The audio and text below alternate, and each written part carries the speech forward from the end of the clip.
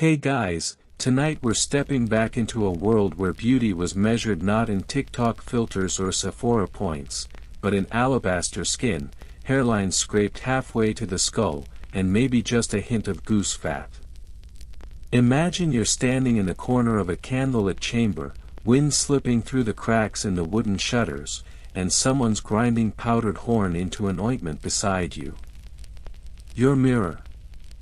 A piece of dull, polished bronze that makes your face look like it's melting. Your makeup kit. Equal parts pig lard, ground herbs, and mystery.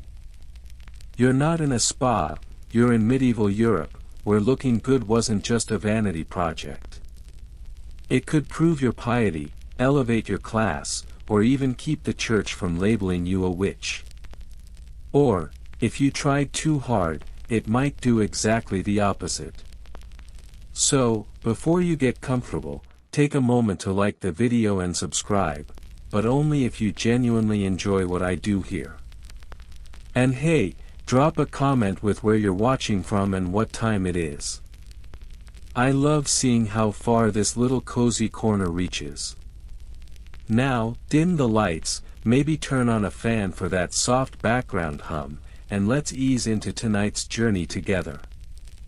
You sit still on a creaky stool, a lady's maid scraping resin and ash into a paste while humming off-key. No one in the room is quite sure if the goop will make your skin divinely pale, or just burn it off, but that's kind of the thrill. Beauty standards are a battlefield, and right now, the church is winning.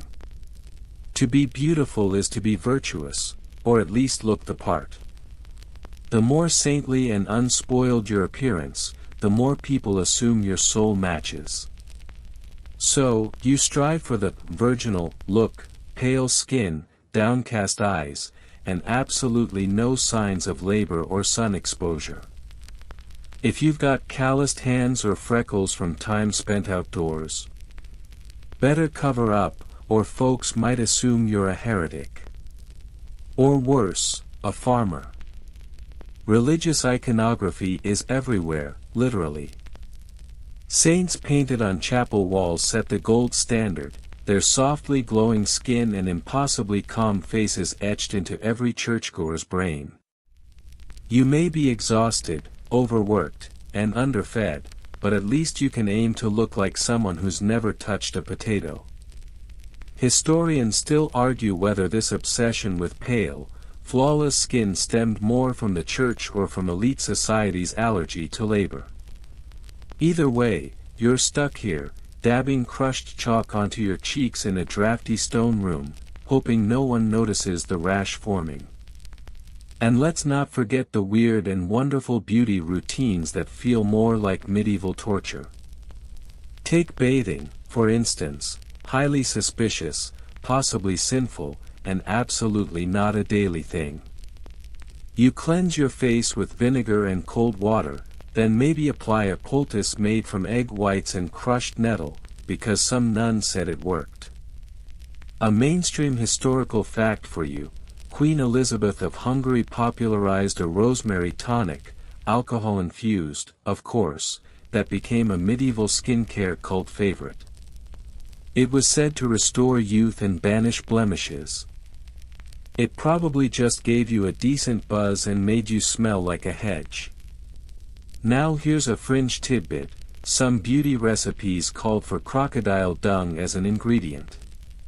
Imported, expensive, and questionably effective, it was believed to purify the skin.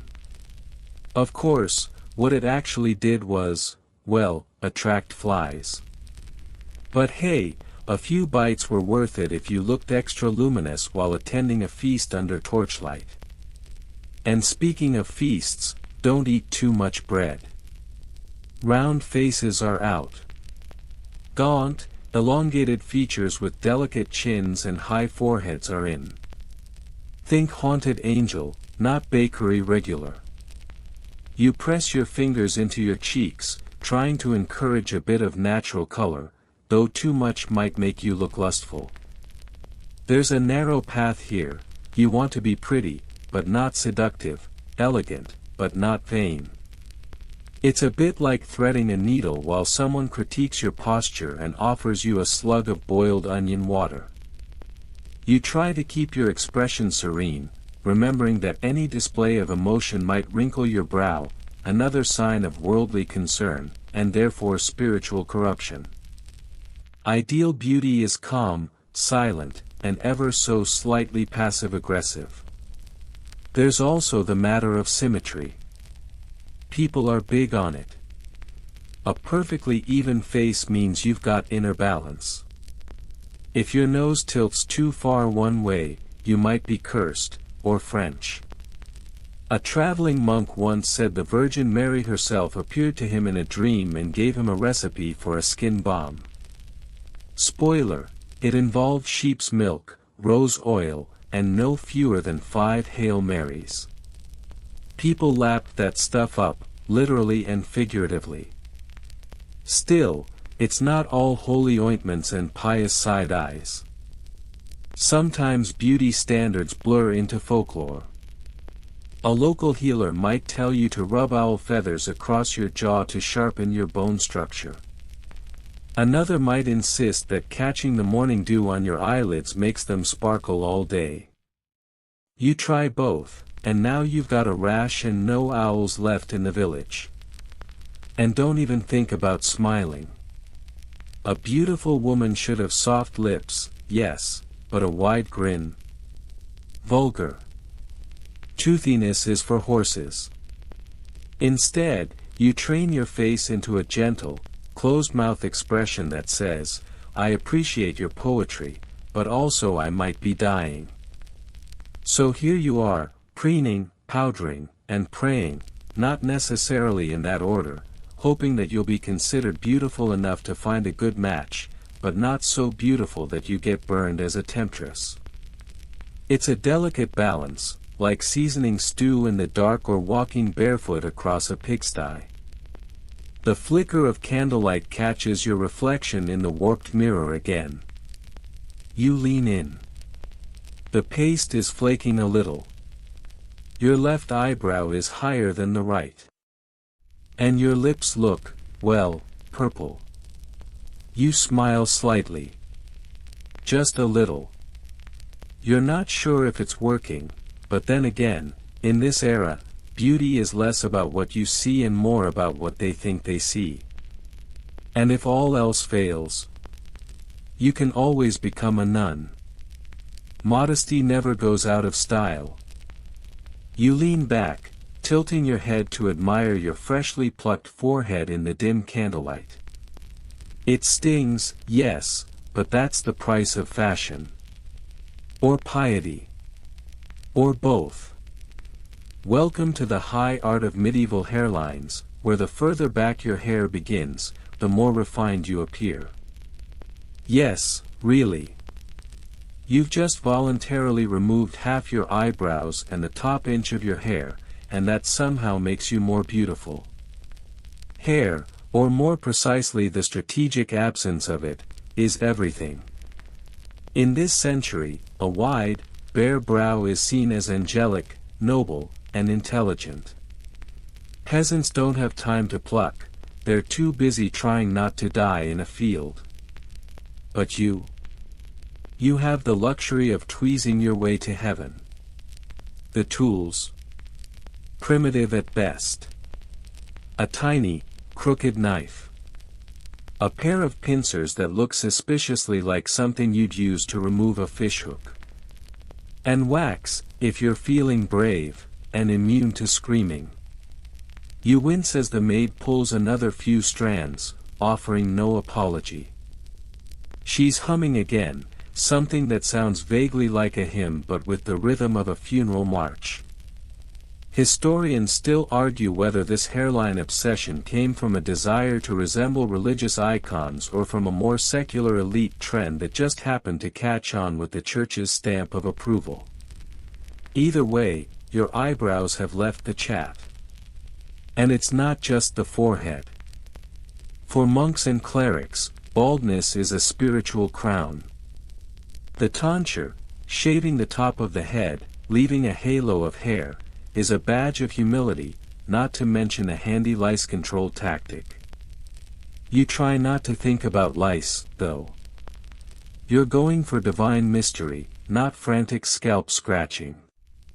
Still, not all hair is removed. Long, well-maintained hair, on women, that is prized. It's meant to cascade like a waterfall of virtue. The longer your braid, the stronger the assumption that you're fertile, godly, and just the right amount of mysterious. Of course, you can't show it off in public unless you're married. Single women keep it under wraps, literally. Veils, hoods, wimples, an entire infrastructure dedicated to covering your locks. Sexy, no. And speaking of sexy, beards. Now, medieval beard culture is its own hairy beast. Some periods favor them, others consider them a bit too wild. A clean-shaven face might mean you're a knight with access to razors, or a squire desperately trying to fake youth. Beards get tangled up in religious imagery, with Christ himself often depicted sporting a regal, flowing number. So men. They're playing the same game, trying to balance holiness with hotness. A mainstream historical fact, King Louis IX of France reportedly passed sumptuary laws that restricted how commoners could wear their hair.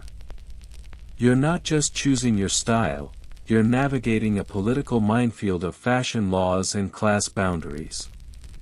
Too fancy. You might get fined. Or worse, mistaken for someone rich enough to pay taxes. Fringe tidbit.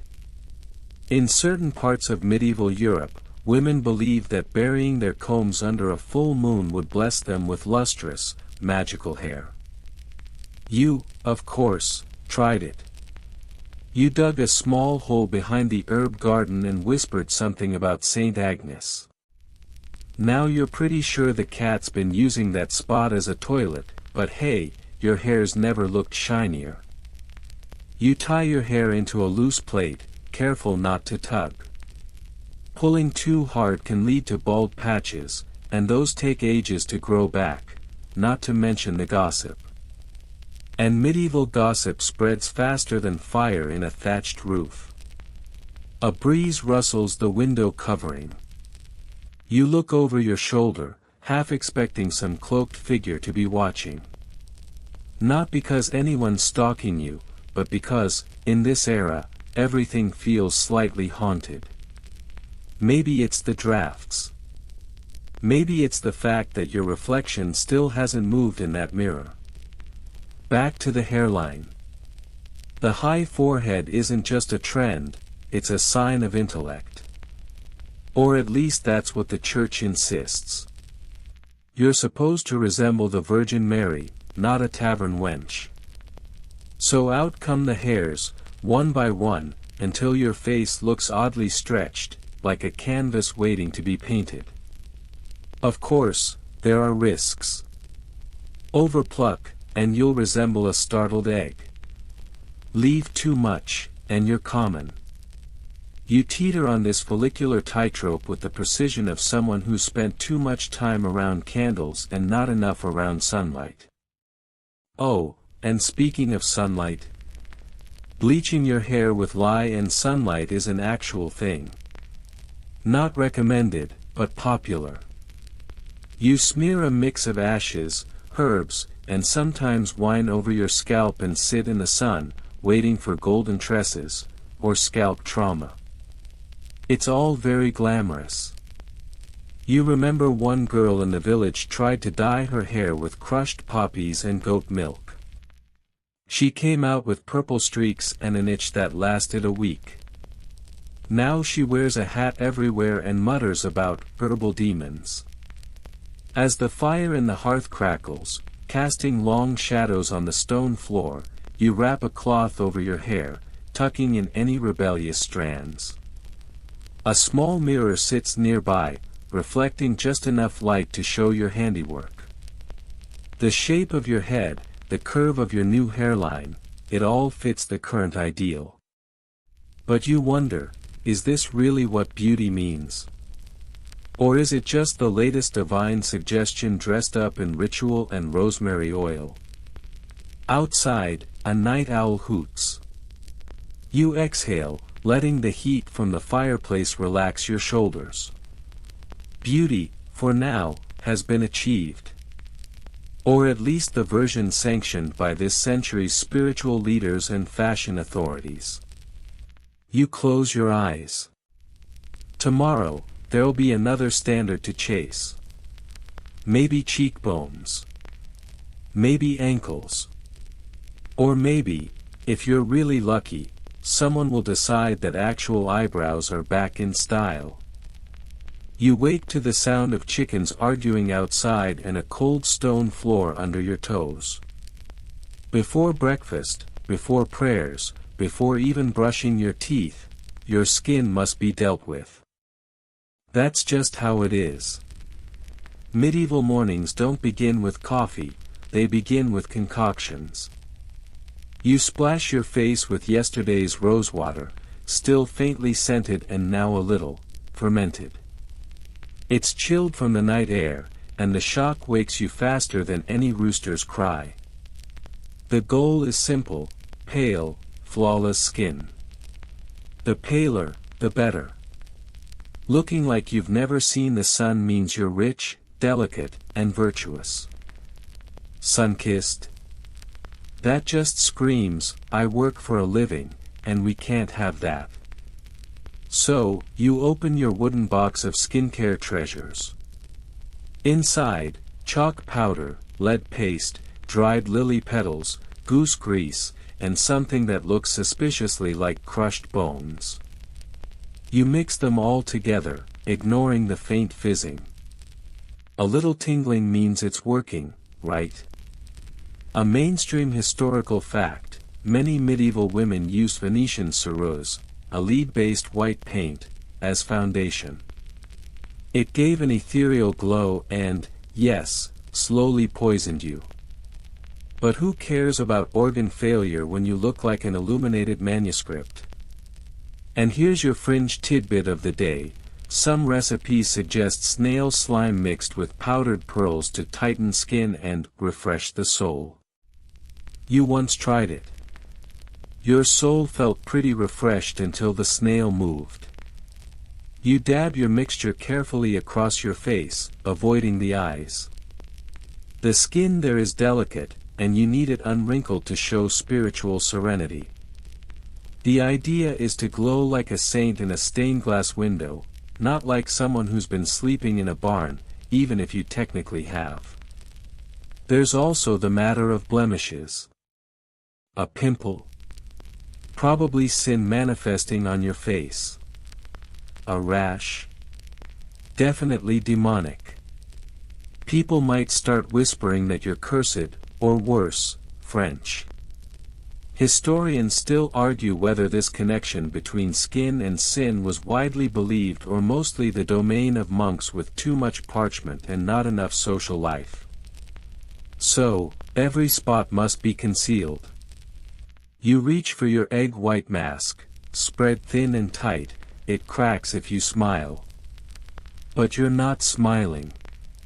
Smiling gives you crow's feet. You're aiming for beatific and vaguely bored. In the villages, beauty is more practical. Smooth skin is still prized, but for different reasons: health, fertility, maybe a better dowry. No one's rubbing mercury on their cheeks unless they've lost a bet. But up here, in your semi-aristocratic little life, the bar is set high and covered in toxic powder. And let's not forget freckles. You scrub at yours with vinegar and lemon rind because they scream field work and childhood outdoors, and you simply cannot have that. The maid suggests a salve made from frog liver. You pretend to consider it. She's already halfway to the pond. There's a knock on the door, soft, expectant. Your sister. She wants to borrow the chalk. Her complexion is ruddy, which in this context means suspiciously healthy. You hand it over and remind her to mix it with rose ash so it doesn't clump. You're not a monster. You glance in your mirror again. The lead paste has dried into a smooth crust. Perfect. You look serene. Untouched. Slightly unwell, but that's a feature, not a bug. Still, the cracks are beginning to show, literally. Your cheekbone flakes when you turn your head too quickly. No matter.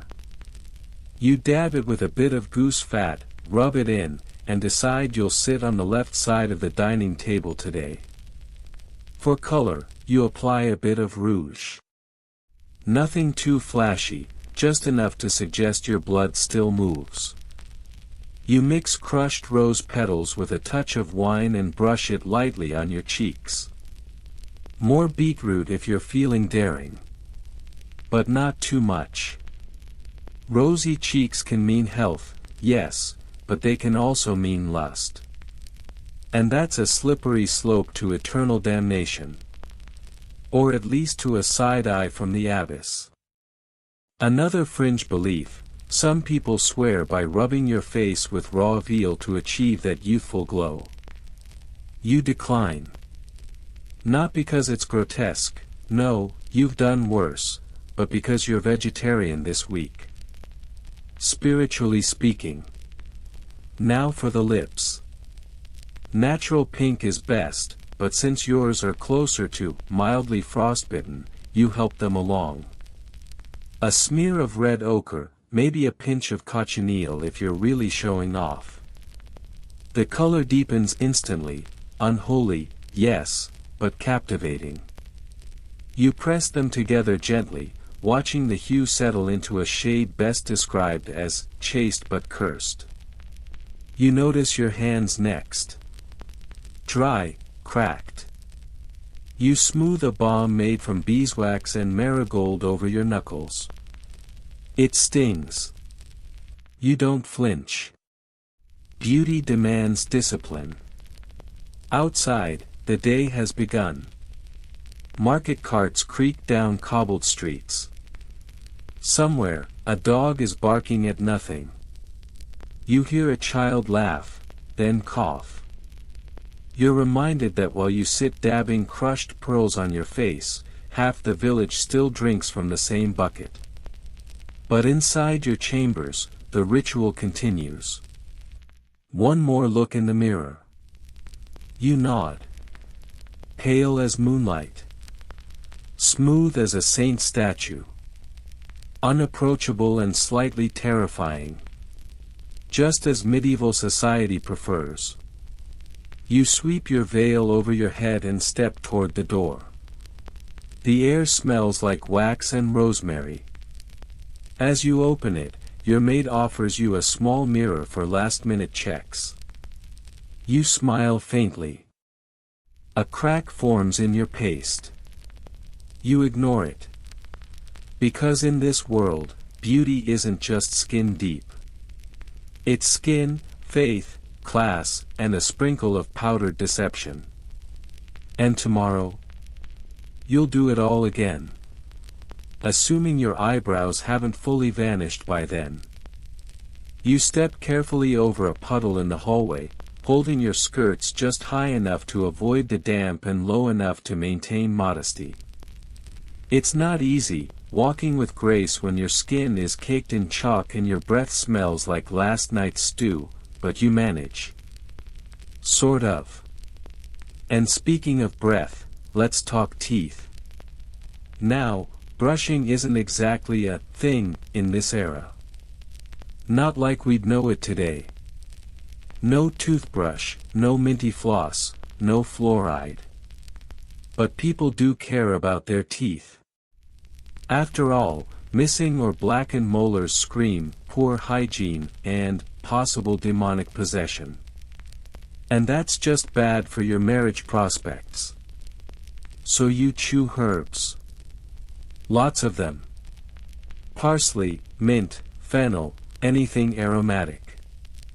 It freshens the breath and supposedly wards off evil spirits, which are always just lurking in your molars. You pick up a stick of licorice root and start gnawing gently, letting its mild sweetness coat your tongue. Somewhere between mouthwash and medieval snack. A mainstream historical fact: wealthy folk sometimes cleaned their teeth with linen cloths dipped in salt or vinegar. Effective? Maybe. Gentle? Absolutely not. But if it scoured the grime and left your breath only mildly terrifying, it was worth the sting. And here's the fringe tidbit: in some regions, people swore by rubbing their teeth with burnt rosemary or powdered cuttlefish bone. You tried it once. The texture was awful, and you smelled like grilled squid for a week. But your teeth looked passably white, by torchlight, anyway. The problem isn't just bad breath. It's decay. Sugar hasn't fully invaded Europe yet, thankfully, but honey, fruit, and dried dates still do damage. And if a tooth gets infected, you pray. And maybe drink something strong. Extraction is your only option, and let's just say there's no anesthesia. You've seen it done once. The sound alone was enough to make you renounce plums. You reach for your makeshift toothpick, a chicken bone whittled smooth, and work at the corner of a troublesome back tooth. You can't tell if it's just food stuck or the beginning of the end. Either way, best not to prod too hard. You rinse your mouth with wine. Medicinal, of course. Historians still argue whether dental care was mostly a personal concern or something people sought help with regularly. The truth is, there were tooth drawers even in small towns, some itinerant, others attached to bathhouses. They often doubled as barbers, surgeons, and impromptu dentists. Their tools: iron pincers, dirty rags, and a prayer. You'd rather keep chewing parsley. But it's not all oral horror. The medieval mouth was also a source of beauty. Small, soft lips were prized, no big smiles, remember, and clean teeth, or at least ones not visibly crumbling, could elevate your whole look. So people paid attention. You recall an older cousin who kept her teeth healthy by rubbing them with sage leaves and drinking thyme tea. She swore it worked. She also believed she was descended from mermaids, so her credibility was fluid. Still, herbal remedies abounded. Bay leaves, cloves, even ashes from burnt bread crusts. You keep a tiny pouch of sage in your satchel, just in case you need an emergency refresh before a feast or a particularly long sermon. You pass through the hall, past a tapestry showing a saint holding a lamb, and flashing, somehow, the cleanest medieval teeth you've ever seen. You stifle a laugh. That lamb is definitely judging your breath. Down in the kitchen, a pot is bubbling with onions, leeks, and garlic, staples of the era, and absolute destroyers of personal freshness. You breathe through your mouth, suddenly conscious of the lingering wine rinse and licorice root combo lingering behind your teeth. The cook offers you a slice of rye bread. You accept. It's tough, chewy, great for scraping teeth, actually. You make a note to eat more of it. Plus, chewing keeps your jaw strong. You've heard whispers that a firm jawline helps you look more noble. Or maybe that's just your sister trying to make her face cramps sound fashionable. You pull your shawl tighter and head outside. The cold air sharpens your senses. You pass by a well and peer in. Your reflection, rippling and indistinct, shows pale skin, shadowed eyes, and lips stained just slightly red. Your teeth. Well, they're there. And that's a win. You pass a group of children playing with sticks.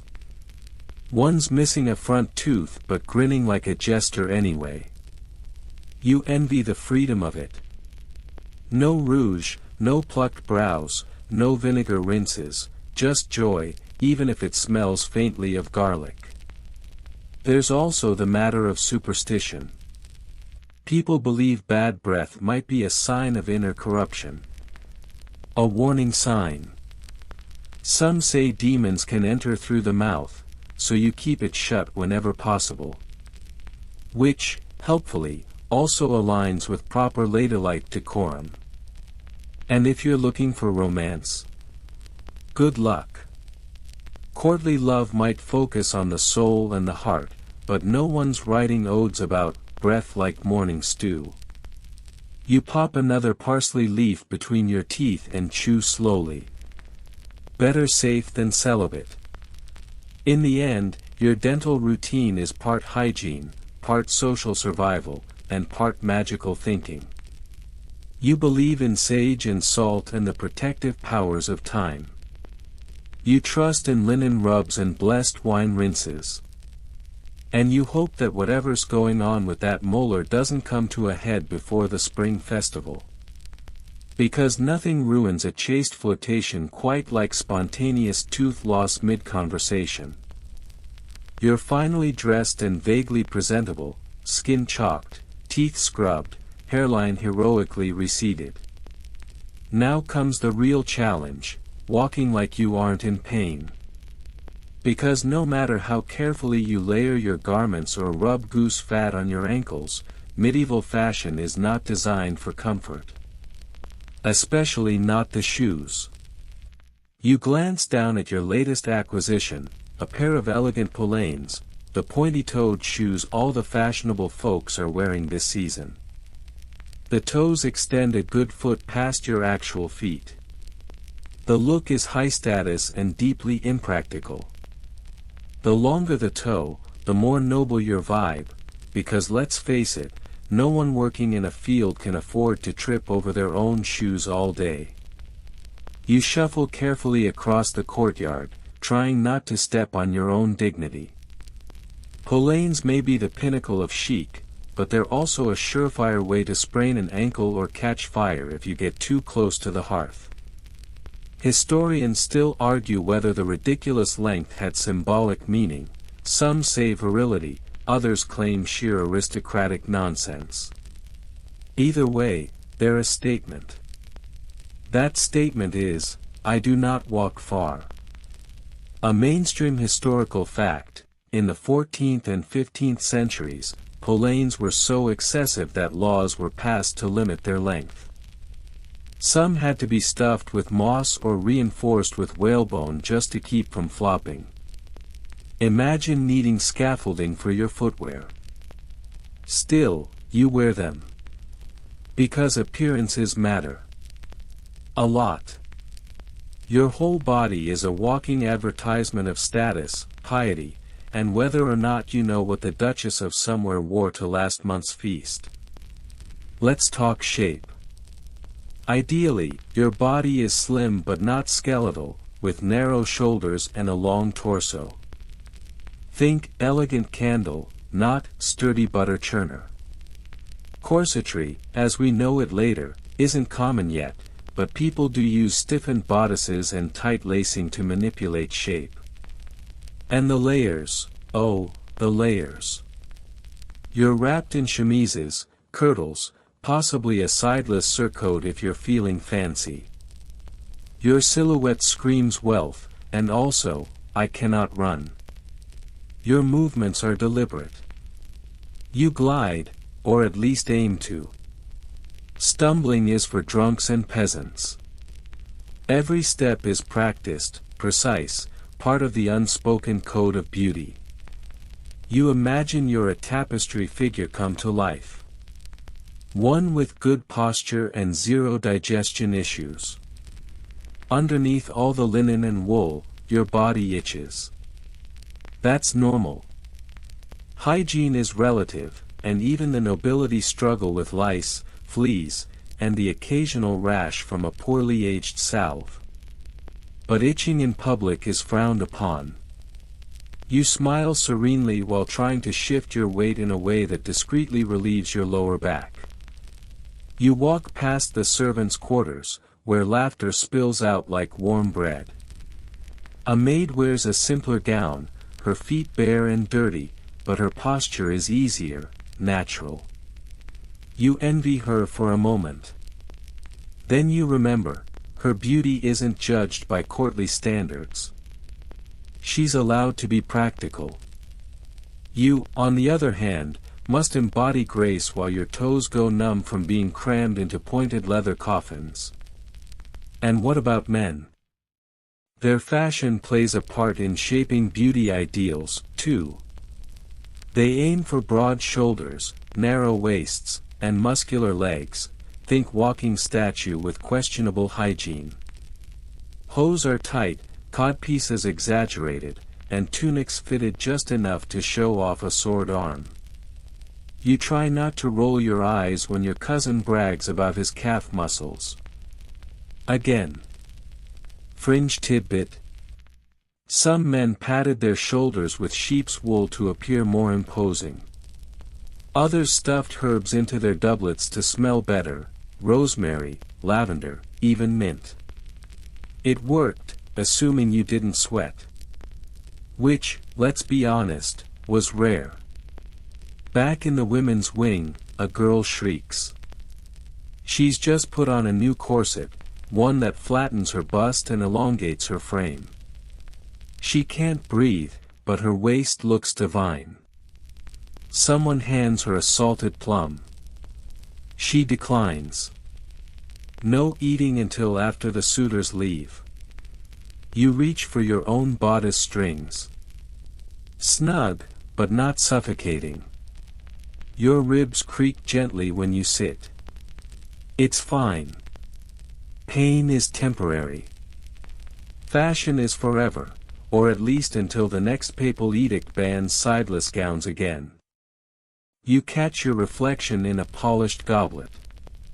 Your shape is ideal, more or less. But you wonder, why must elegance always equal immobility? Why does beauty so often feel like punishment dressed in brocade? Still, you adjust your posture, tilt your chin just slightly downward, and continue your slow, deliberate walk to the hall. You pass a knight. He nods politely, his gaze lingering just a moment too long. Success. You've made it look effortless. Except your left shoe just caught a loose cobblestone. You stumble, slightly, and cover it with a delicate cough. Smooth. So smooth. The knight looks away, and you pretend nothing happened. That's the rule. If you don't acknowledge the stumble, it never happened. The dining room looms ahead. Time to sit, slowly, carefully, while maintaining poise.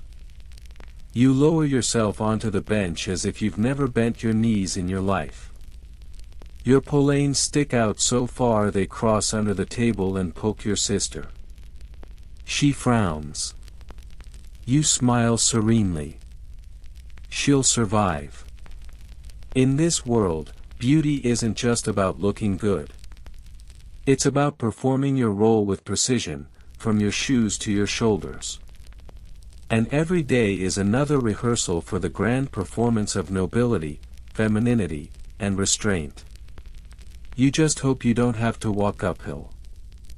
You're finally seated, perched like a porcelain figurine at the long oak table, posture straight as a sword blade.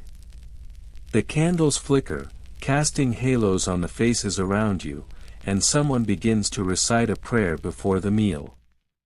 But you're watching eyes. Not just watching people, mind you, watching how they look. Where they look. How long they linger.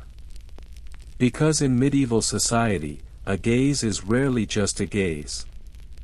It's a test, a statement, a silent invitation, or, depending on who's doing it, a mortal sin. You flutter your lashes and pretend not to notice when that squire 2 seats down glances your way. Just once. Brief. But enough to file it away for later. Eyes, after all, are powerful things. Beautiful ones even more so. A mainstream historical fact, in the Middle Ages, dark eyes were associated with passion and secrecy, while light-colored eyes, blue or gray, were seen as pure, ethereal, almost saintly. You look around the room, half wondering if everyone knows this or if they're just naturally judging each other's irises like it's a chess tournament. Yours? A soft brown. Mysterious, maybe. Or common, depending on who's telling the story. You touch your face, checking that the faint charcoal lining around your eyes hasn't smudged. Yes, eye makeup. Even in a time when cosmetics walk a fine line between elegance and witchcraft, lining the eyes was surprisingly common, especially among those who could get their hands on powdered antimony, burnt almonds, or just plain soot. Today you used candle soot and goose fat. Smells weird. Looks great. Fringe tip. Some noblewomen try to lighten the whites of their eyes by dropping a mix of fennel juice and rosewater directly into them. You once tried something similar. For 2 days, you looked like you'd been slapped by a sprite. Historians still argue whether cosmetics were more commonly accepted in courtly circles or hidden out of fear of moral condemnation. The truth probably lies somewhere in the middle, like you, adjusting your wimple to better frame your cheekbones while pretending it's for modesty. And then there's the expression, what your eyes say when your mouth mustn't. Women weren't exactly encouraged to speak freely, but a glance, a blink, a slow, artful lowering of the lashes. That could convey everything from flirtation to spiritual devotion to, please don't serve eel again. In paintings and religious manuscripts, women with large, luminous eyes were revered. Wide-set and slightly downturned conveyed both innocence and otherworldly wisdom. A good medieval eye isn't just an organ, it's a statement piece. Of course, not all attention is welcome. A lingering stare can quickly tip into suspicion. Look too bold, and someone might whisper that you're trying to ensnare a husband, or a soul. Look too demure, and no one remembers your name. You sit in the narrow space between invisibility and scandal, using only your gaze to navigate the room. That squire glances again. You raise an eyebrow. Barely. Controlled. He looks away. You win. The servant places a bowl in front of you, barley porridge, probably. Your eyes water slightly from the steam, and you blink, dabbing quickly at the corner before any tears smudge your liner. You glance around, no one noticed. Crisis averted. Someone tells a joke about a bishop and a goat. The room chuckles. You pretend to smile. Can't laugh too hard, creases. But your eyes crinkle slightly, just enough to seem charming, not wrinkled. That's the line. You think back to the girl from the other manor, the one with pale blue eyes that made everyone compare her to the Virgin. She barely spoke, barely moved. People loved her. Claimed she was divine.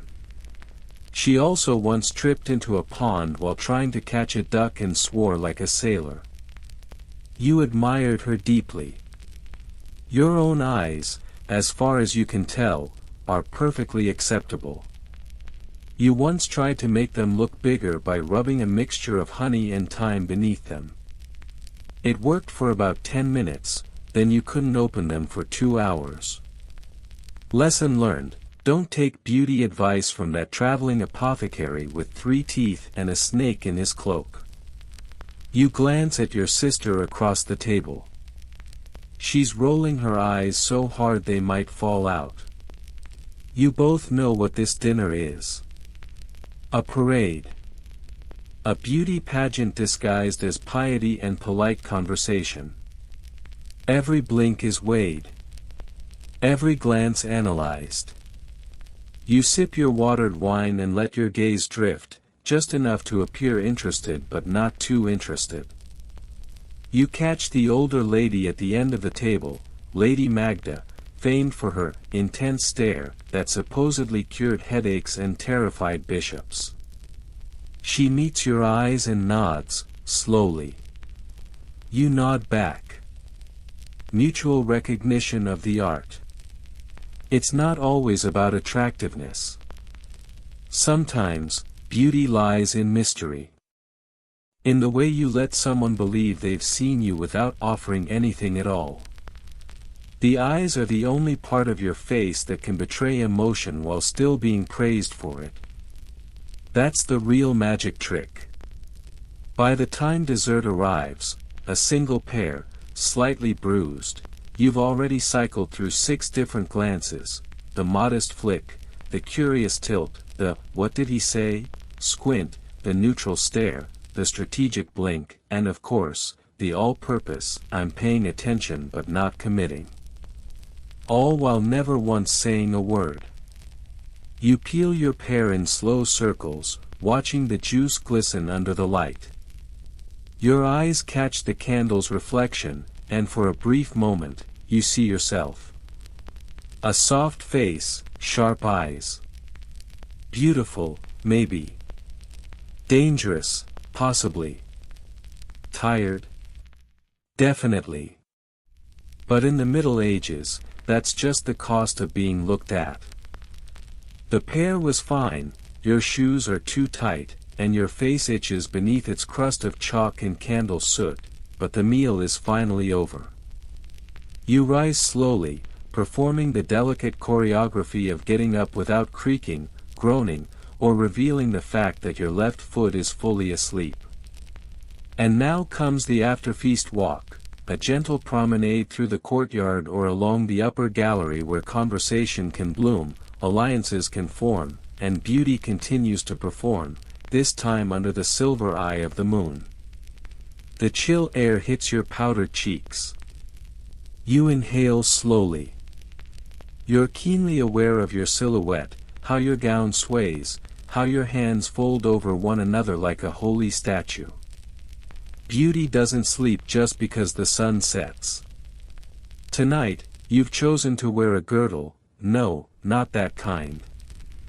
This one is a long, bejeweled belt draped over your hips, meant to emphasize your waist and hint at fertility without being scandalous. Historians still argue whether these accessories were purely decorative or meant to symbolize protection, chastity, or mystical power. You're just glad it jingles slightly when you walk. A soft warning that says, "I'm behind you, and I'm fabulous." A mainstream historical fact, by the later Middle Ages, accessories like girdles, brooches, and hair jewels weren't just for beauty, they were social armor. Every piece said something about your status, your virtue, or your husband's wallet. Fringe tidbit. In certain circles, it was believed that a blessed girdle, when worn during pregnancy, would protect both mother and child from evil spirits. You've seen women wear them layered over their stomachs like shimmering holy force fields. You pass a stone fountain trickling faintly in the corner of the courtyard. Its basin reflects the torchlight, broken by the occasional falling leaf. Your reflection dances there too, blurred, but elegant.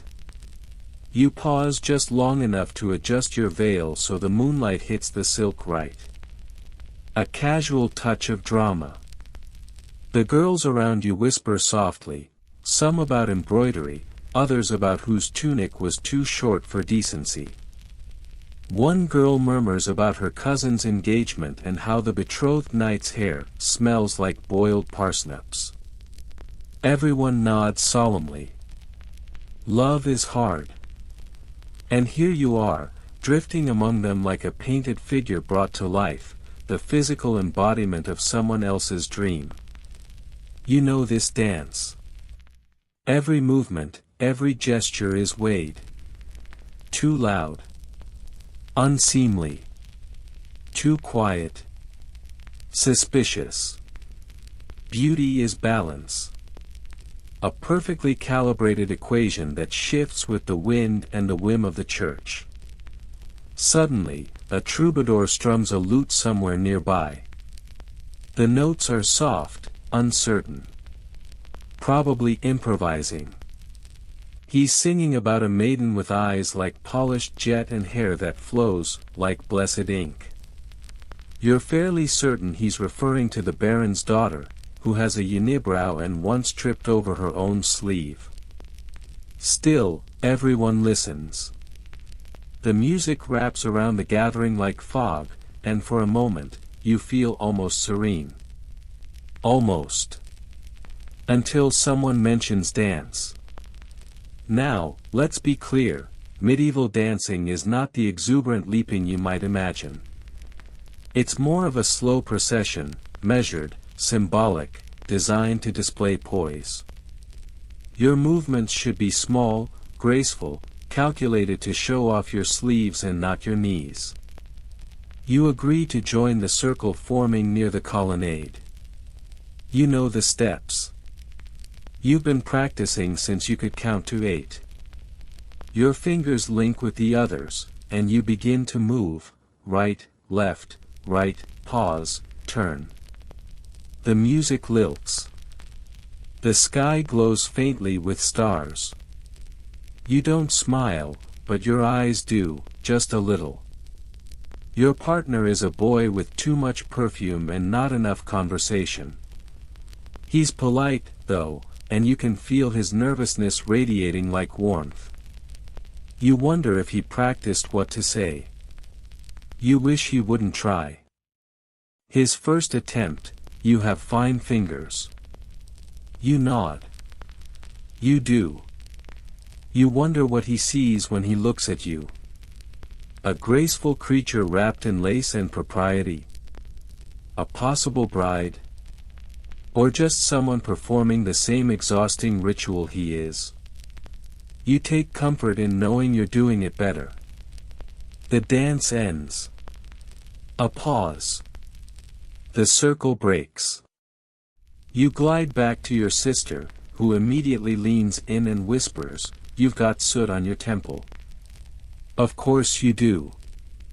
You dab at it with your sleeve and laugh, quietly, of course. It's the first real laugh of the evening. It wrinkles the corners of your eyes, pulls your lips into a shape you're told isn't flattering. But for a second, you don't care. Your sister links arms with you. The crowd is thinning. A few couples linger, pretending not to be interested in each other while staring so hard it's a miracle someone's not combusting. You move past them, back toward the warmth of the house. The night has its own rules for beauty. The candlelit version of yourself is different from the sunlit one. Shadows soften flaws, highlight eyes, blur imperfections. You look in the window glass as you pass and realize that you, strangely, wonderfully, don't look like yourself. You look like someone out of a story. And maybe that's the point. In this world, beauty isn't just a standard. It's a performance. A role. A liturgy of lace, soot, silk, and stillness. And you play it well, even when you're tired. Even when your girdle pinches. Even when you'd rather be in bed eating pears and forgetting to blink prettily. Because even at night, beauty is watching. And being watched.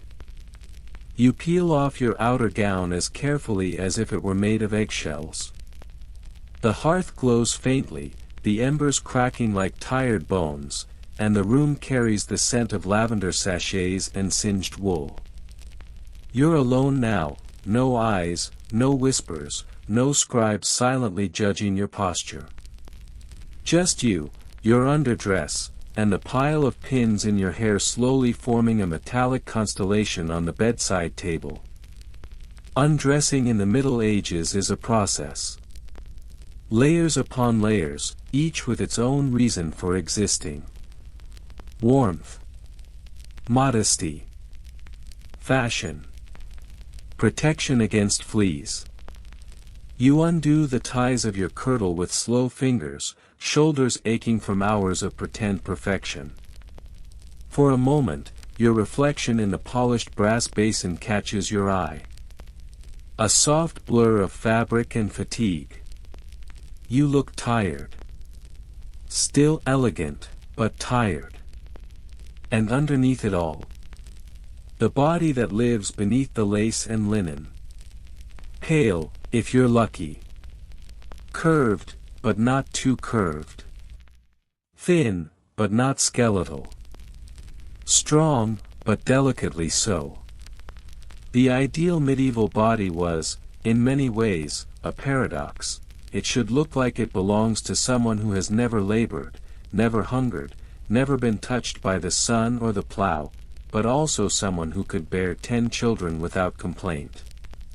A mainstream historical fact, religious and medical texts of the time promoted the idea of balanced, bodily humors.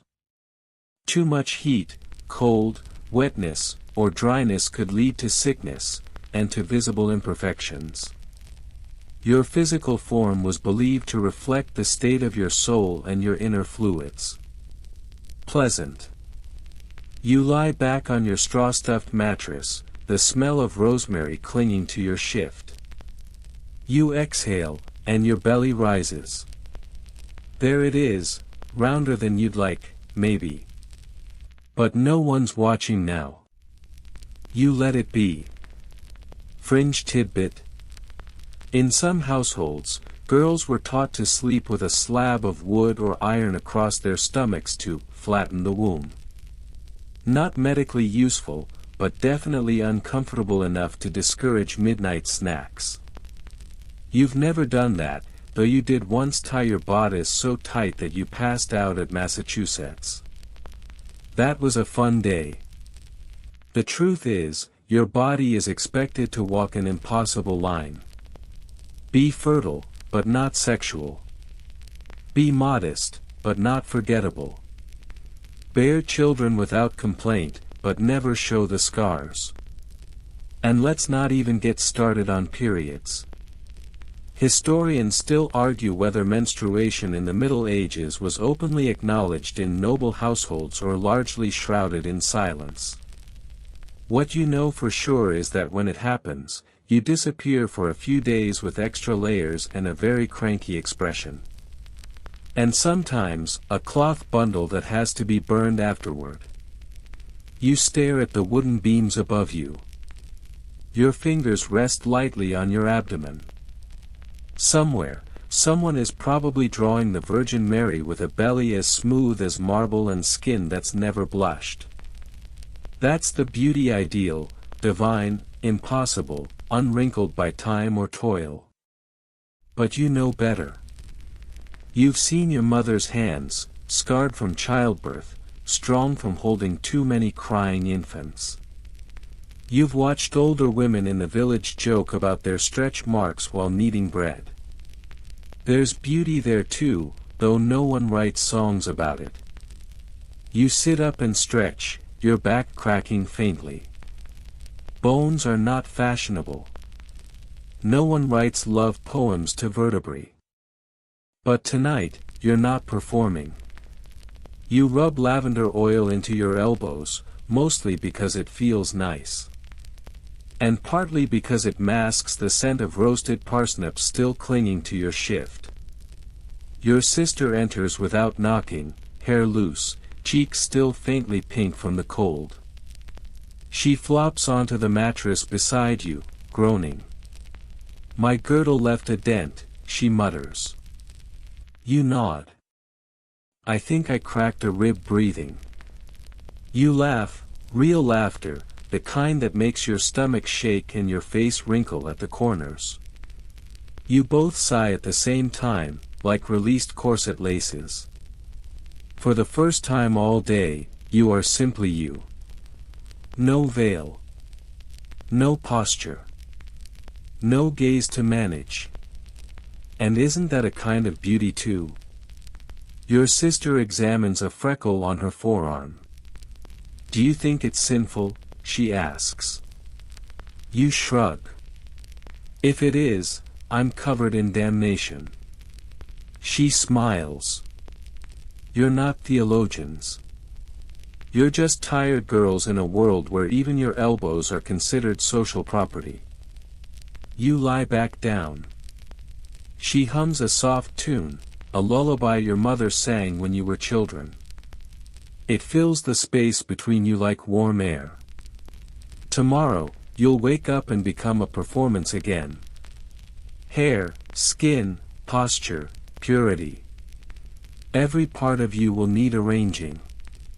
But for now, in the quiet dark, you're allowed to simply exist. And in that, there is a soft, undeniable kind of beauty. One not drawn in manuscripts or praised in sermons. One that doesn't require chalk or silence or pain. Just breath. Warmth. And being enough without being seen. Morning again.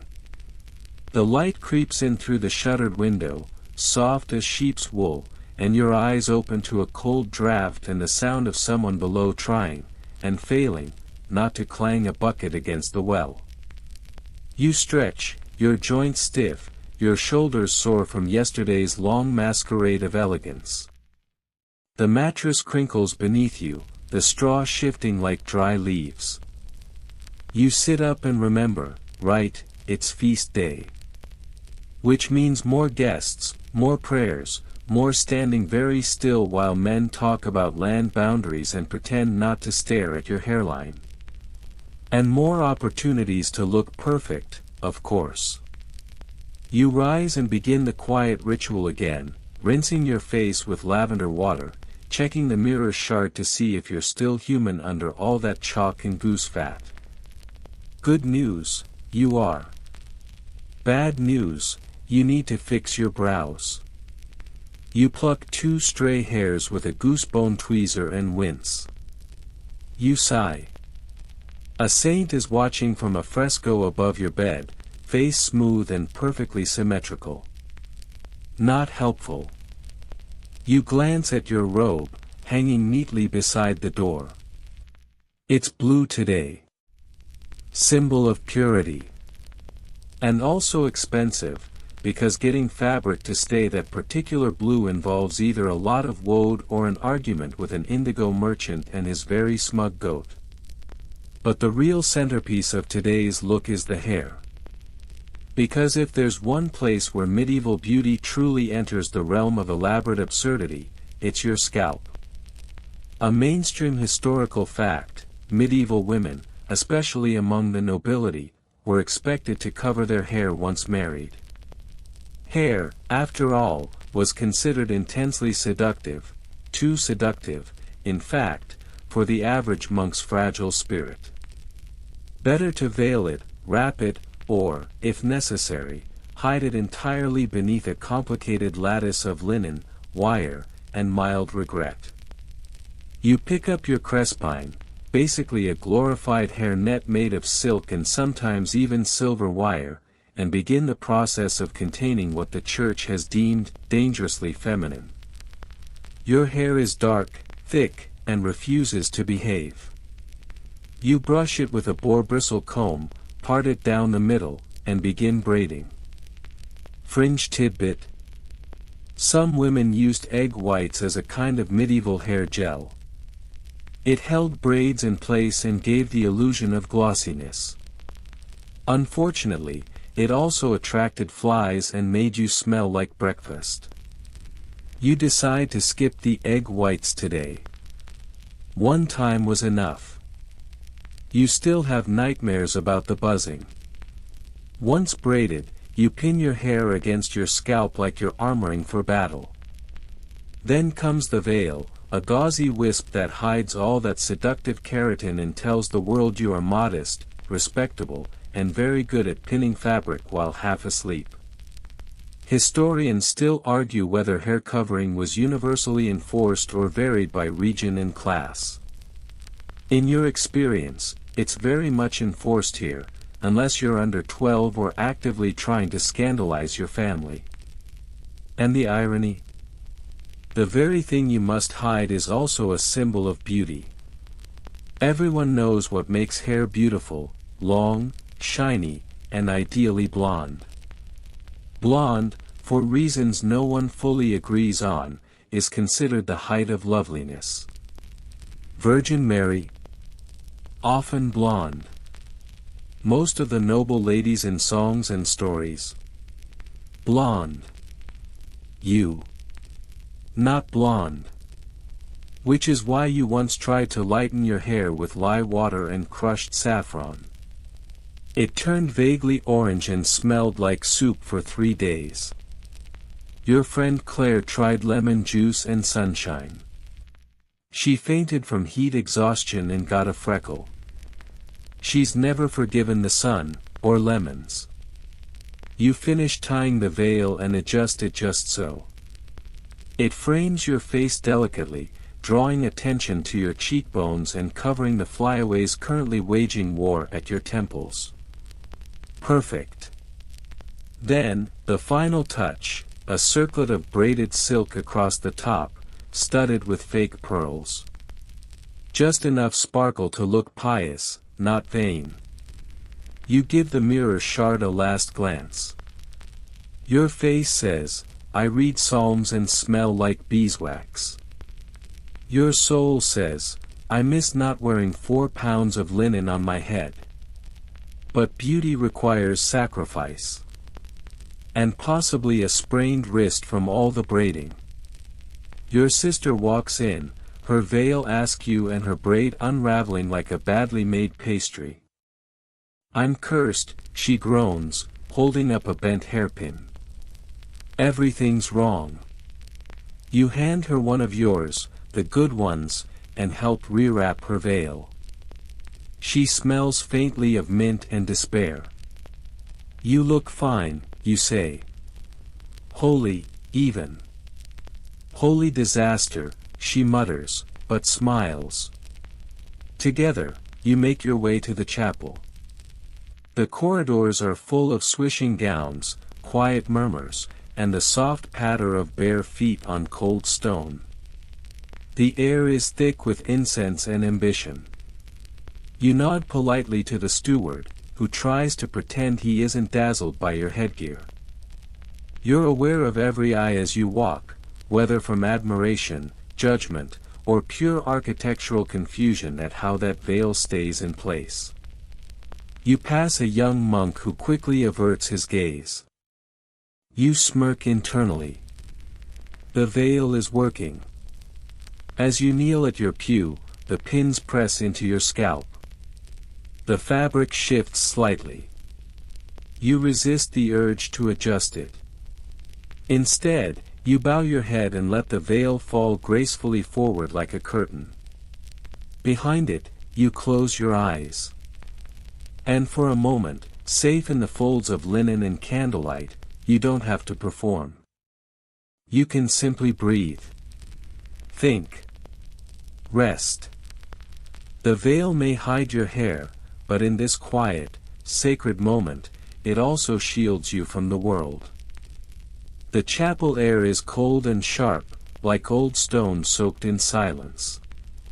You kneel, hands folded, trying to keep your expression somewhere between reverent and definitely not thinking about lunch. Your veil slips slightly forward, shadowing your face, and for once, you're grateful for the curtain.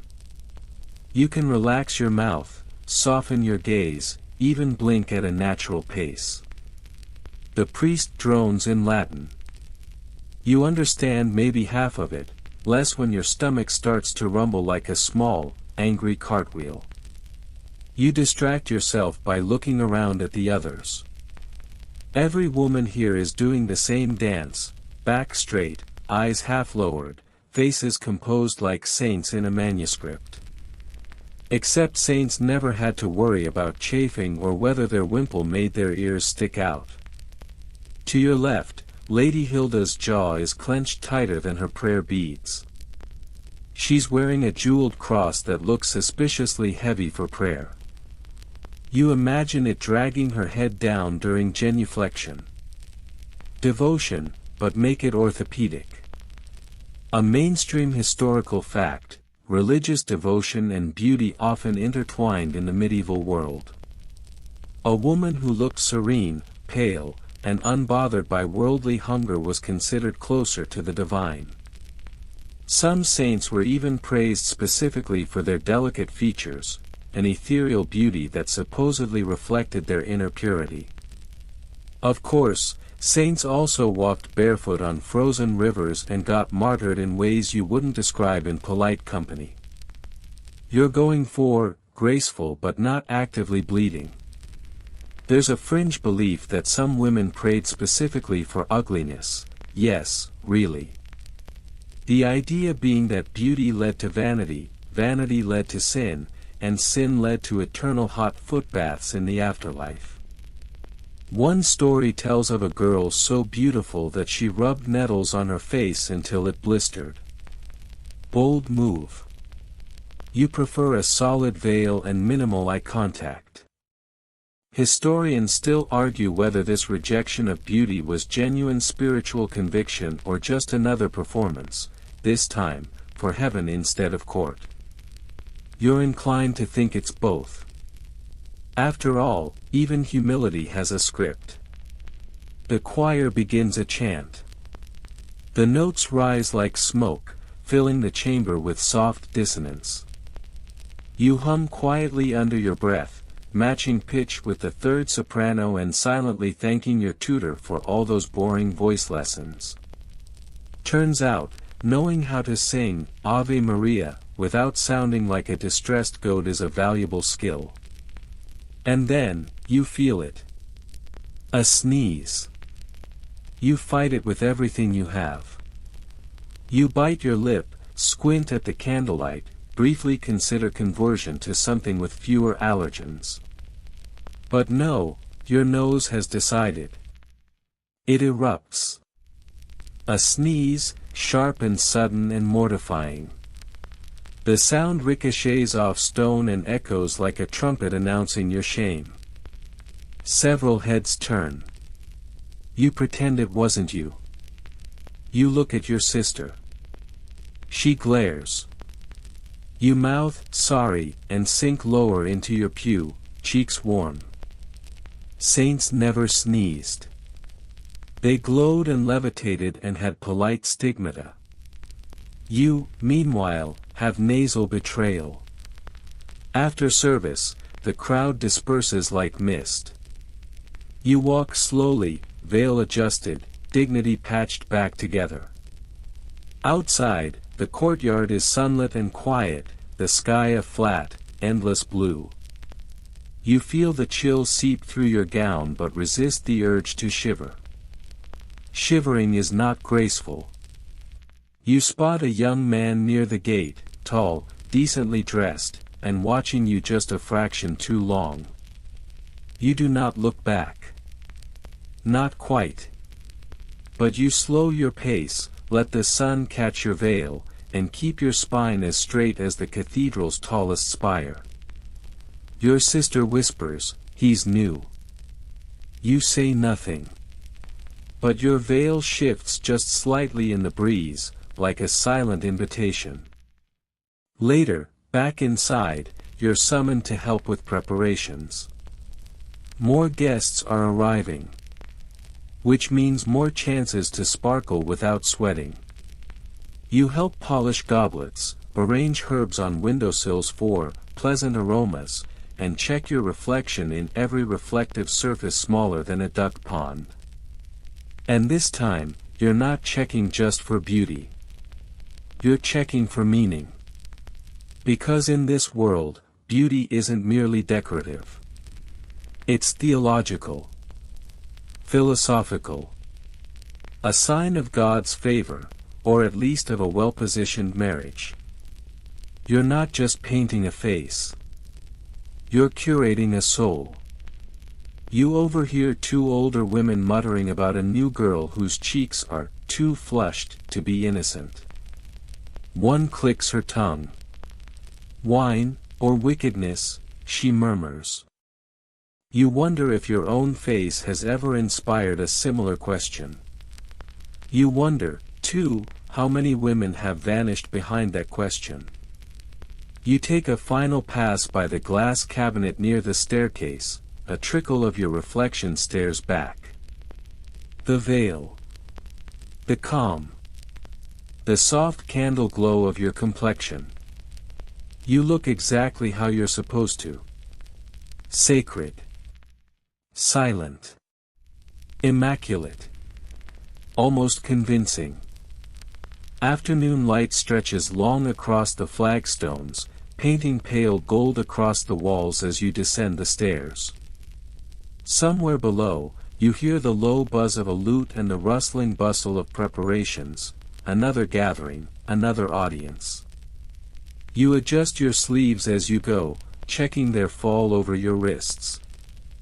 No skin should show between cuff and hand unless you want the ladies to whisper that you're fast.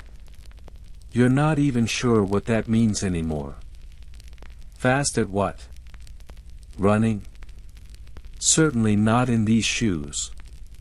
Today's gathering includes noble visitors from the neighboring shire, which means unfamiliar eyes, higher stakes, and at least one person who'll wear too much violet and claim it's the color of penance. You've never trusted people who choose penitence for fashion. You step into the solar, where everyone's gathering, wide windows, embroidered cushions, the faint scent of rose oil and unspoken ambitions. You take your place near the window, where the light flatters your cheekbones but doesn't reveal the unfortunate bump on your left temple from yesterday's run-in with a low beam. Someone's already started the embroidery circle. That's your cue. A mainstream historical fact, embroidery in the Middle Ages was not just domestic work, it was political performance. High-born ladies were expected to demonstrate patience, piety, and artistic skill with each stitch. Bonus points if your needlework included religious iconography or subtle jabs at your enemies via very carefully placed unicorns. You settle in with a piece of linen stretched on a frame and a basket of silk threads. You choose blue and silver, nothing too bold. Across from you, Lady Isabel is already halfway through a Madonna's face, her stitches tiny and suspiciously smug. You begin a border of ivy leaves, safe, pretty, low stakes. It's not the content that matters, really. It's the way your hands move, the calm in your brow, the grace with which you respond to inquiries while threading a needle without stabbing yourself. You are poised. You are talented. You are decorative and deeply competent. Fringe tidbit. Some noblewomen embedded strands of their own hair into embroidery destined for lovers or husbands, like a woven love spell hidden in silk and saints. You tried it once, but it got tangled and smelled odd after a few days. Lesson learned. A lady nearby compliments your stitching. You thank her demurely. She asks if you've considered adding birds. You smile sweetly and say you prefer ivy. She nods, clearly interpreting ivy as code for something philosophical. You let her. You catch your sister's eye across the room. She's stuck next to a boy who's enthusiastically describing his hawk's latest kill. She mouths help. You respond by miming a bird pecking your own eye. She snorts. Laughter is beauty, too, when it's quiet enough. And then comes the troubadour. Not the one from the other night. This one has cleaner boots and a much larger ego. He strums a chord, clears his throat, and launches into a poem about Lady Fair of Autumn Hair. No one looks directly at the Baron's niece, but the air thickens around her like honey. The troubadour's voice warbles. His lute twangs. He rhymes grace with face and then lace. Everyone claps politely. You glance down at your embroidery and stitch one leaf slightly crooked. On purpose. Historians still argue whether troubadours reinforced beauty ideals or subtly challenged them. After all, their songs often praised unconventional features or traits, sharp wit, wild spirit, eyes like storm-tossed moors. You prefer the ones who sound like they've actually met a woman before. You're offered sweetmeats, candied violets and pressed quince. You take one, then set it aside. Eating in public is another test. You must chew prettily, not talk with your mouth full, and never, ever, bite into anything large enough to distort your face. Your cousin once took an overly ambitious bite of pear and was shamed into silence for a week. The conversation drifts toward court politics. You nod along, eyes wide, while a man with aggressive eyebrows explains feudal tax patterns like their foreplay. You pretend to understand. The trick is to look interested without appearing eager. Beauty listens more than it speaks. The sun dips lower. The room glows orange. Your hands are cramped.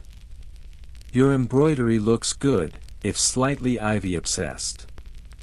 The troubadour is finally packing up his lute, and Lady Isabel has moved on to outlining angel wings. You suspect she's planning to embroider her own face onto the archangel's body. You stand and stretch delicately, pretending not to feel the 100 tiny pinpricks of stiffness along your back. You tuck your embroidery away and smooth your skirts. As you prepare to leave, someone compliments your patience. You thank them. You don't say it took every ounce of restraint not to thread that needle through the side of the lute. Walking back to your chamber, you feel the weight of the afternoon settle in your bones. The sun's gone, the corridor's cold again. You light a small oil lamp and set your embroidery aside. One leaf crooked. One thread pale gold. A secret. Sometimes, beauty is in the details no one notices. And sometimes, it's in the effort you don't admit making. You wake the next morning to a noise like two goats fighting under a rug. It takes you a moment to realize it's just your sister trying to brush out her hair. She's grumbling something about blessed knots and cursed ribbons, while yanking a wooden comb through a tangle that could trap a sparrow. You groan, pull the blanket over your head, and pretend the world doesn't exist. But you can't hide from today's reality. It's portrait day. Yes. That kind of portrait. Not a quick sketch or a lover's locket miniature. A full formal sitting, commissioned by your family to capture your grace and dignity for posterity. Translation: hours of holding perfectly still while a man in ink-stained robes stares at you and says things like, "Can you look more noble?" You sit up slowly, joints stiff, neck already preemptively sore. It's going to be a long day. Downstairs, the painter is already setting up canvases, brushes, pigments made from crushed minerals and, in some cases, insects. You know this because last year your cousin's portrait had to be redone after a beetle-based red pigment bled into her lips, making her look like she'd just eaten raw venison. You're ushered to the chair by the window. The light is cold and flat, and the painter, Master Hugo, is a wiry man with a comb-over and a permanent scowl. He mutters something about cheek symmetry and begins to sketch. A mainstream historical fact: portraiture in the Middle Ages was less about capturing an individual's true likeness and more about idealizing their social role. Women were often painted with softened features, elongated fingers, downcast eyes, and that vaguely unbothered expression you only see in saints and very expensive cats. You sit with your hands folded just so, eyes looking not at the painter, but just past him, as if you're dreaming of a more pious world or at least a room without this much goose quill shedding. Fringe tidbit. Some women would sneak in personal symbols, embroidered initials, a favored flower, even coded messages stitched into their sleeves. A clever way to say, yes, I'm holy and delicate, but I'm also sending this to my secret betrothed. You think about doing that now. Maybe have your ivy-stitched embroidery draped just visibly in your lap. Something to break the perfection. The painter asks you not to move. You're not moving. He frowns. Can you look more serene? You already feel like a statue. How much more serene does he want? You channel your inner saint and try to empty your mind of all thoughts except, don't blink. Your nose itches. You don't scratch it. Instead, you recite psalms in your head and plot what you'll eat for dinner. Bread. Butter. Maybe a plum, if the steward's in a good mood. Master Hugo dips his brush into a pearly pigment. You know this one. White lead. It gives that soft, luminous look to skin, also shortens your life if you breathe in too much. But that's tomorrow's problem. Your sister peeks in, sees your face, and mouths, you look constipated. You resist the urge to blink out a curse word. Your serene expression remains immaculately intact. Historians still argue whether medieval portraits were honest representations or aspirational propaganda. You already know the answer. You've seen your cousin's painting, 3 inches taller, 5 shades paler, with a chin that simply doesn't exist in real life. You sit for what feels like hours, listening to the tiny scratch of brush on canvas and the occasional sigh from Hugo as he mutters about shadows and dignity. At one point, your foot falls asleep. You contemplate whether removing your leg entirely would cause less pain. But you endure. Because this portrait will outlast you. Long after your gowns fray and your combs rust, long after your laughter fades and your freckles grow into sunspots, this image will remain. Hanging in some hall or hidden in some trunk. The version of you that mattered. Or at least, the version people wanted to remember. Eventually, Master Hugo lowers his brush. It's done, he says, which is a lie. There will be weeks of touch-ups. But for now, you're released. You step away from the chair, legs tingling, neck stiff. You approach the canvas, and there she is, the girl in the veil, with the unblemished cheeks, the noble tilt of the head, the smooth skin that has never known a pimple or a sneeze. She's beautiful. She's distant. She doesn't look like she ever laughed so hard she cried or burned her eyebrows with a candle. She doesn't look like you. You nod politely. Lovely, you say. Your sister peers over your shoulder. She's all right, she says, then adds with a smirk, bit too perfect. Someone's angling for sainthood. You both laugh, the sound echoing through the stone hall and bouncing off centuries of imagined elegance. Later, in your chamber, you wash off the last traces of powder and rouge with cold rosewater. Your face is flushed, a little raw, very real. And as you catch a glimpse of yourself in the basin's reflection, tired, amused, fully alive, you realize something quietly rebellious. you prefer this version. A knock at your chamber door interrupts your moment of post-portrait reflection. It creaks open just wide enough for a maid to slide in, holding a small parcel wrapped in linen. "From the apothecary," she says, eyes flicking down politely. You already know what it is. You untie the string and peel back the cloth to reveal 3 small vials, each stoppered with beeswax and labeled in spidery script. Rose oil. Powdered pearl. And, heaven help you, white lead.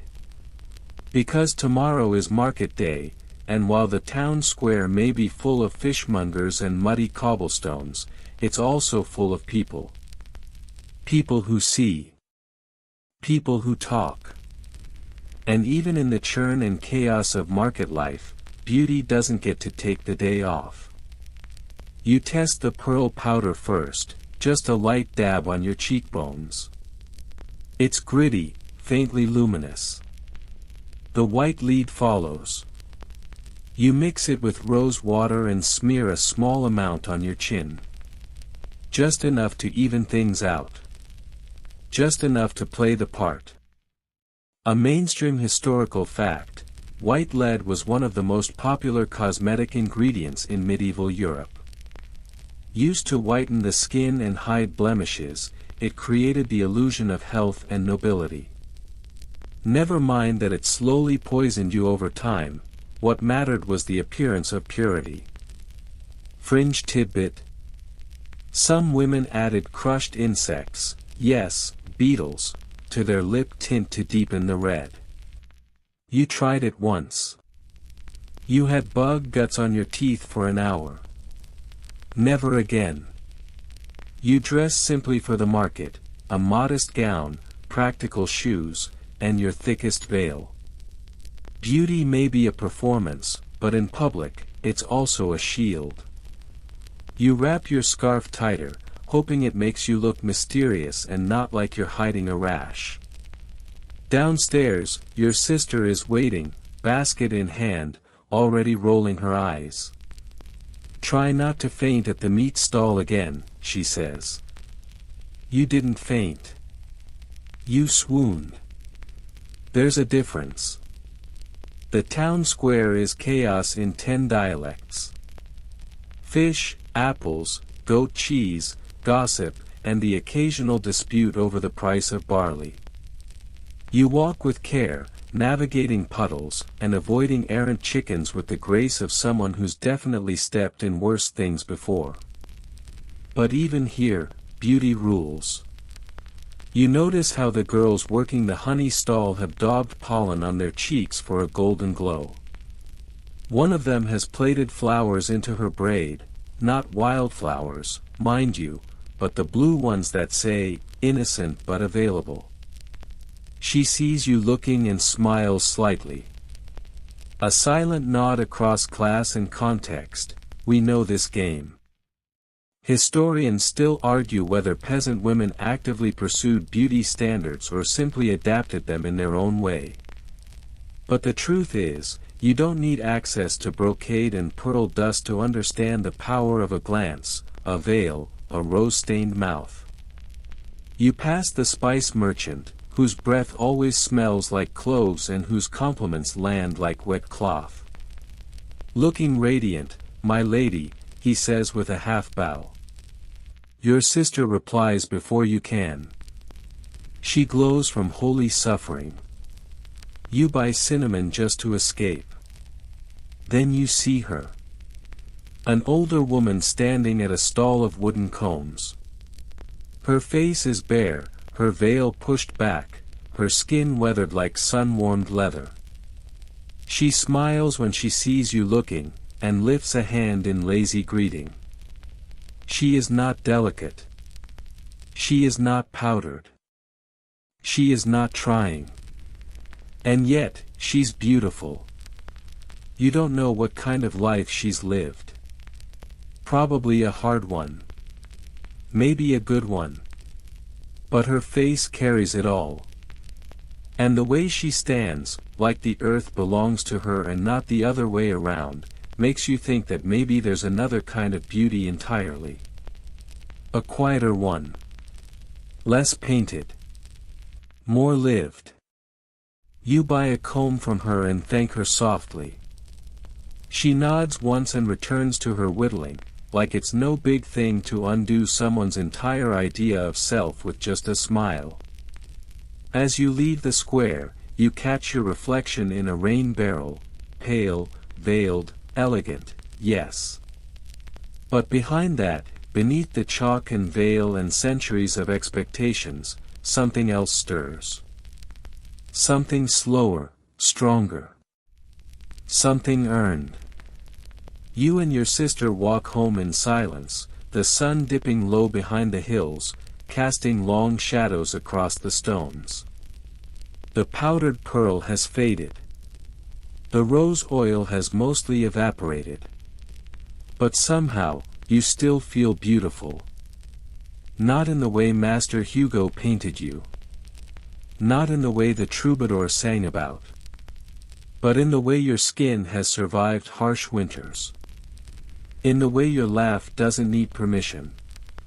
In the way you saw that woman and thought, I want to look like her someday. Maybe not all beauty fades. Maybe some of it deepens. You reach the door. Your sister turns to you. You've got something on your face. White lead, you say, wiping it with your sleeve. She squints. Or goat cheese. You both laugh. And behind that laughter, the day lingers, sticky with memory, humming with a new truth. Beauty isn't what they tell you it is. It never was. The next morning arrives quiet and gray, the sky pressing low as if even the heavens are too tired to rise. Rain taps lightly on the roof above, slow and steady. It's a rare thing, a day without obligation. No feasts, no portraits, no visitors or chapel lectures on modesty. Just you, your sister, a chill in the hearth, and time. You stay in bed a while longer than usual, wrapped in wool blankets that smell faintly of lavender and ash. No corset today. No veil. You stretch luxuriously, bare feet against cool linen, and for the first time in what feels like weeks, you let your body belong to itself. It doesn't last long. Your sister throws open the shutters and declares, "We're trying face masks today." You groan. "Can't we try not doing anything?" She tosses a bundle of herbs on your pillow. Mint. For tightening. You'll thank me later. And so it begins. The beauty rituals you don't do for others, but for yourselves. Quiet, ridiculous, oddly sacred. A mainstream historical fact, medieval women used countless homemade remedies to maintain or enhance their beauty, often passed down from mother to daughter like spells or secrets. Face pastes made from honey and barley flour. Hair rinses brewed with rosemary. Tooth powders made from burned bread. Today's project. A skin tonic made of vinegar, crushed fennel seeds, and the juice of an underripe apple. You apply it with a rag while pretending not to wince. Your sister tries mashed beans on her forehead. "It's for clarity," she says. "Of vision?" you ask. "Of skin?" You decide not to argue. Your own forehead feels sticky enough to trap mosquitoes. Fringe tidbit. Some women used crocodile dung mixed with milk as a skin treatment, borrowed from ancient Roman beauty manuals. You're grateful that today's recipe didn't involve reptiles. You both sit by the fire, faces smeared in vaguely green mixtures, sipping lukewarm tea and comparing notes. She points at your chin. Yours is flaking. You poke hers. Yours looks like the kitchen wall. There's a kind of freedom in this absurdity. No audience. No pressure. No performance. Just two women sitting in an old stone room, experimenting with herbs and hope. Historians still argue whether these rituals were acts of self-care or merely internalized demands. But you know what this feels like: choice. A rare and fragile kind of choice in a world that scripts your every gesture. After washing off the masks, and half your eyebrows, you both migrate to the trunk at the end of the bed, the one filled with old gowns, forgotten scarves, and broken jewelry too sentimental to throw away. It's a treasure chest of beauty past. You pull out a veil from your childhood, soft as moth wings. She finds a comb with 3 missing teeth. You try on old brooches and laugh at the way fashions have already changed. The girdle that once felt elegant now seems absurdly long. The pointed shoes. Why did you ever think those were flattering? You drape a shawl over your shoulders and pretend to be a wandering prophet. She wraps herself in lace and mimics the voice of your tutor: ladies must be still, silent, and smell like boiled pears. You both collapse into laughter. It echoes off the stone and through the rafters. And somewhere in the middle of it, between the linen and the laughter, you feel something shift. Like you're peeling away a second skin. Underneath the expectations, the paint, the posture, there's a girl who knows how to laugh without covering her mouth. A girl who remembers when beauty was dressing up for fun, not for approval. You sit together near the window, now fogged with your breath, watching the rain streak down in silver threads. You're not powdered or polished or perfect. Your hair's a mess. Your nails are stained from blackberry tea. And yet, you feel lovely. Not just pretty. Not just decorative. Lovely. The kind of beauty no portrait can hold. No lute can sing. No doctrine can define. And maybe that's the quiet rebellion. The soft refusal. To find beauty in yourself not because someone else named it, but because you lived it. Because you dared to be something more than a reflection. Because on a rainy day with no audience, no rituals, no performance, you looked in the mirror, and finally saw someone real. You lean your head on your sister's shoulder. She's half asleep, still wearing one earring and mismatched socks. You close your eyes too, letting the gray light settle softly on your skin. No veil. No chalk. No need. Just you. Breathing. Being. Beautiful. Later that week, everything changes. A messenger arrives at the manor, mud-splattered, breathless, and full of news that ripples through the household like thunder through stone. A noble wedding is happening. Soon. You're invited. And more than that, you're expected to be seen. The buzz begins immediately. Maids chattering over dye pots. Cooks stressing over travel rations. And you, standing still while someone pins a bolt of fabric to your shoulder and murmurs about tailoring schedules and what best hides the shoulders. You haven't even left yet, and already beauty is back in full command. Your mother announces you'll wear green silk. It brings out the solemnity in your eyes, she says, which you didn't know you had. Solemn eyes, apparently. Maybe they come free with chronic eye rubbing and sleep deprivation. The gown, of course, must be fitted. Again. Even though you just did this a month ago. Because beauty, like bread, apparently expires if left unattended. You stand on a stool as seamstresses pinch and tuck and mutter about your interesting proportions. A mainstream historical fact, color in medieval fashion carried deep symbolic weight. Green symbolized youth and fertility, perfect for a marriage gathering.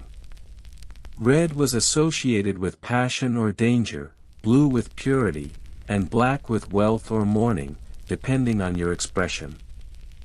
You're a walking metaphor wrapped in expensive thread. Fringe tidbit. Some brides, even noble ones, wore yellow wedding dresses soaked in saffron for good fortune. Unfortunately, saffron also stains everything, including guests. One noblewoman in France was banned from court for a week after turning a bishop's handkerchief golden. You vow not to touch any bishops. The day of the wedding arrives, a flurry of travel cloaks, bumpy roads, and whispered prayers that your veil doesn't fly off mid-ceremony. The church is enormous, candlelit, full of echoes and expectations. You're seated near the front. Close enough to be seen, not so close as to invite questions about your dowry. Your gown shimmers under the light, your hair braided so tightly your thoughts feel compressed. The veil is perfect. Your skin powdered. Your posture impeccable. The bride enters. And she is radiant. Not flawless. Not porcelain. But joyful in a way that makes her cheeks glow and her eyes gleam like river light. You notice a tiny scar at the edge of her lip. A freckle just beneath her left ear. Things no painter would include, but that make her real.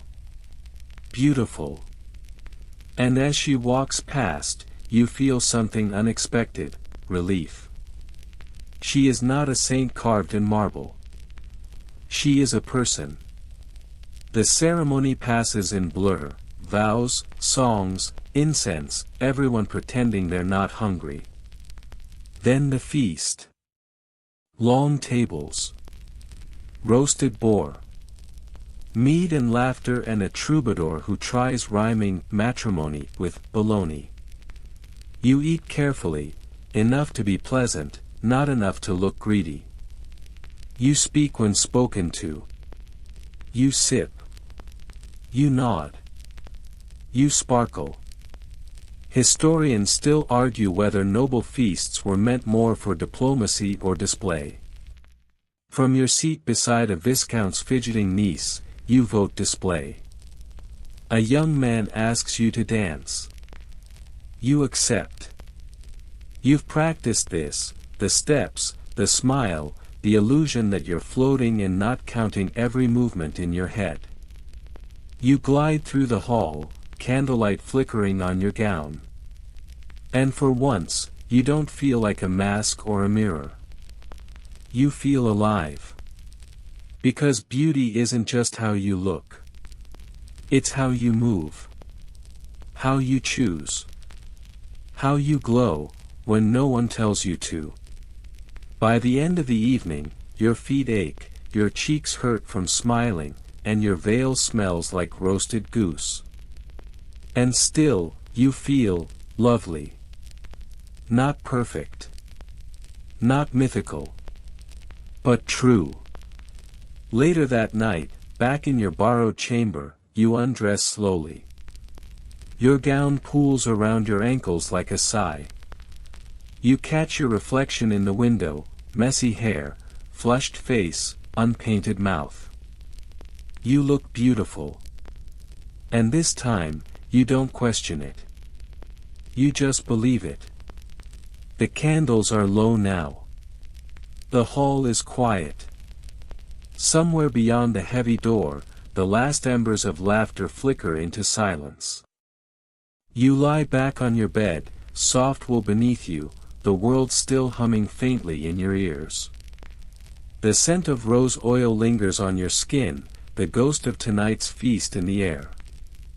Your limbs stretch out, heavy and warm, like they've been waiting for this stillness all day.